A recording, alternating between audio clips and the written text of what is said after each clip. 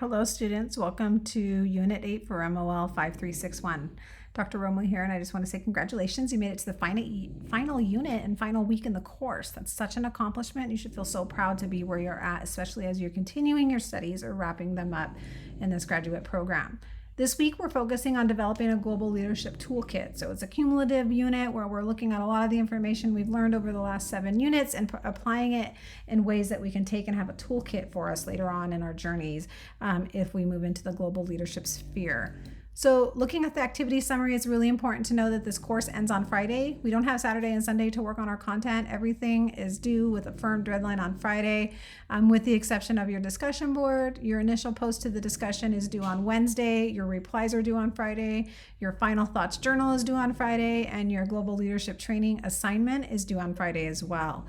Unfortunately, the university does not permit me to take anything after Friday of this week as we're wrapping up final grades and submitting all of that to the registrar. So please be mindful of this unique deadline for this particular unit.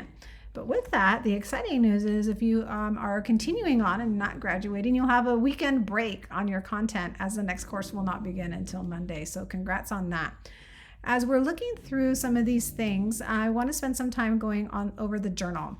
So the journal itself is really a final thoughts journal. It has questions posed to you in Canvas where you'll be reflecting on them and then reviewing them and writing 750 words. This is an internal assignment. It focuses on metacognition. Metacognition is just a fancy way of saying it focuses on you thinking about your learning. That's all it is it gets into having students thinking about their learning, and it relates to metacognition and the internalization of information at a deeper level. So all the questions are related to your thoughts about the course, the content, what you learned from it, what you took away, things like that. So it's very, very personal in nature. You can include sources. It's always important to include sources in your work. It's not required because it's a reflective journal on your thoughts about the course. The final assignment is the global leadership training. And so I encourage you to take a look at that early in the week.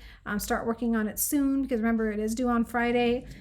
And essentially what you're doing is creating a training for global leaders. And there's some very specific assignment instructions in Canvas for you to go through and kind of internalize, but I'm going to provide kind of a nutshell version review of the general ideas. You'll still need to go through the instructions and make sure you have all the good details worked out and all of that.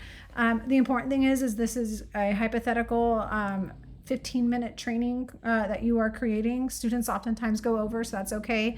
You do not need to email me and ask, is it okay if I went over on my training time? It's totally fine. It happens all the time. You just need to meet that 15-minute minimum requirement. And this is a hypothetical training. So you're using Adobe Spark, the free version. The instructions are provided to you in Canvas to create it and then how to export it to be able to submit it. You do not need to pay for any upgraded versions to Adobe Spark. We only expect you to utilize what's free to you in the system, so don't freak out at all if there's limitations to your use on that. It's totally fine to just get away with using what's free to you in that particular system, but you do need to use that. And so in your design for your content, make sure you're stretching it to last for 15 minutes and you've included enough information to do that. And essentially what you're going to do is pick a topic that you would like to teach leaders in a company with global reach. So something we've learned this session related to global leadership, and you're going to develop an entire training program for them. And the training should be very detailed. It should include learning objectives, theories, problem solving, leadership models. You'll need to select a topic from global leadership that not you would just like to teach others, but you'd like to enhance global reach related to it. So you should specifically address some of the criteria in Canvas, like you'll need to have an abstract detailing how your presentation or training has touched the concepts, include things like ethical principles, communicating effectively, proficiency in global leadership theory, development or problem solving, teamwork, collaboration in global settings, as well as global leadership models.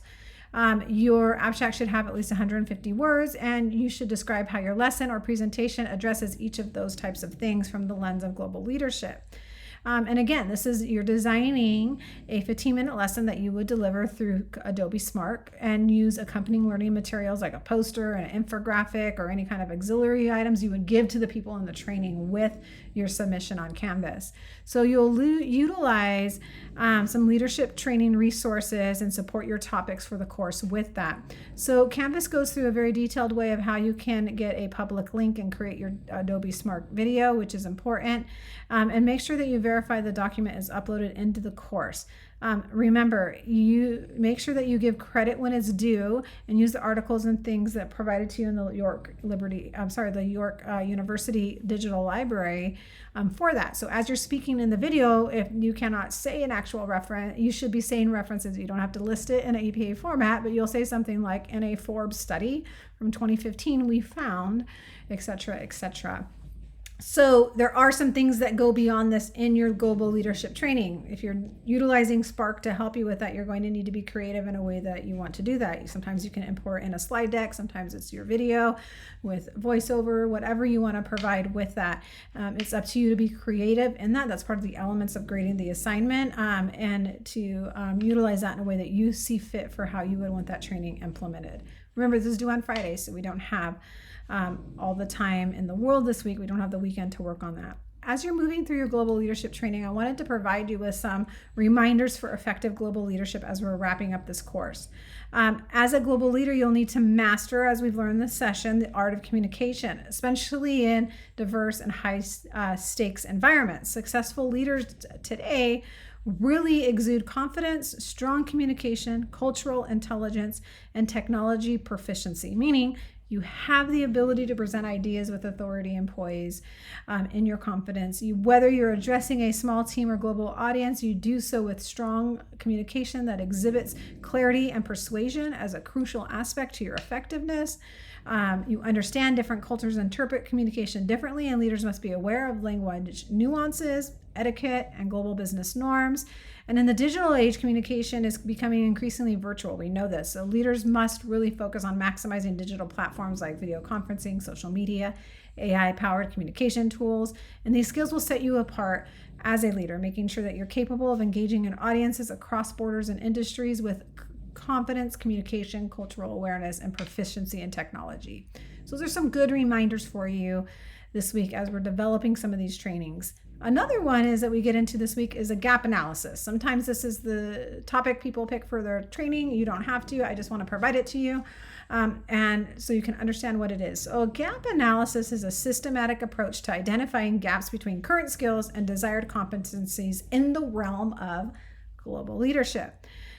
This helps leaders recognize their missing knowledge and skills and cultural competencies needed to be successful in international settings. So global leadership is constantly evolving. The field requires continuous learning, and performing gap analyses are things that are essential, but also done regularly and continually because it allows leaders to recognize and address any deficiencies in their skills and ways to regroup and to learn more. If you're working in an intercultural environment, you're going to learn that there are nuances and changes to that environment on a daily basis. So some common gaps in global leadership that we see often include things like professionals struggling with language barriers and cultural misunderstandings, lack of familiarity with global business etiquette and decision making, and knowing that remote leadership and digital collaboration skills are often overlooked, but most of the time essentially and increasingly critical to the environment. So when we look at things like knowledge gap, it's important to know that a lack of understanding in global business strategies can really be detrimental to the leadership process. So having an understanding that a knowledge gap could exist in the area of global business strategies, cross-cultural communication, geopolitical influences is something that you need to identify if that exists with you. So you'll see there are 5 gaps that you find in a gap analysis. The first one is knowledge gap. The second one is communication barriers, which deals with language barriers, different cultural interpretations of communication styles, and different etiquettes that we use when we speak. And the other one is cultural competency deficiency, meaning lack of exposure to international work norms, ethics, and decision-making styles, as well as technical and digital leadership skills. So utilizing technology and digital leadership skills effectively is really important. Not having enough training in remote leadership or virtual communication and digital collaboration can make life very difficult in working in that global setting. You can be an effective leader face-to-face, but if you're working with a remote team, that might not translate properly. So making sure if you have a gap in those skills and you identify it, you work to fill and bridge that gap. Another thing is the adaptability in your leadership style. making sure that you are not difficult in adapting your leadership style to different contexts, diverse teams, and global settings. One thing that you should take away from this class is that there are tons of leadership styles and theories that we can draw upon, but we are constantly adapting them to the appropriate modality for communication and interaction with our teams, and to kind of keep that in mind. So to conduct a gap analysis, a leader must assess their current skills and identify areas needing improvement and seek targeted training. So there's some books you can utilize for that. One of them is the Blackwell Handbook to Global Management and Global Leadership, and that's one of the ones that are the mainstays from it. But you are supposed to focus on and look at and assess your current competencies, evaluate your existing leadership and communication and cultural knowledge, identify areas of improvement using things like self-reflection, feedback, industry benchmarks, evaluations from your team, things like that, to find knowledge and skill deficiencies, and then develop a training plan. Seek workshops, mentorship, leadership programs tailored to your particular type of leadership in your particular sector, and complete them. And with that, you can implement and measure your growth. You can apply these new skills, you can track your progress, and make continuous improvements, and your team will start to see that happen very regularly along the way. So I just wanted to bring that up as we're wrapping up the course. Something we can do to constantly assess our knowledge is to conduct a gap analysis. What gaps do we have in our knowledge in global leadership? And as we're working through that, we can see that in our activity summary that our course is ending Friday. I mentioned that a few times, and I just want to kind of end with that. So make sure you have everything in by Friday. Your initial post to the discussion is due Wednesday, but the replies, the journal, and the global leadership training are all due Friday. It's been such a pleasure to work with you this term, and I hope to see you again in another York class if you're continuing on. And if you're graduating, I'd like to say congratulations. This is a huge milestone.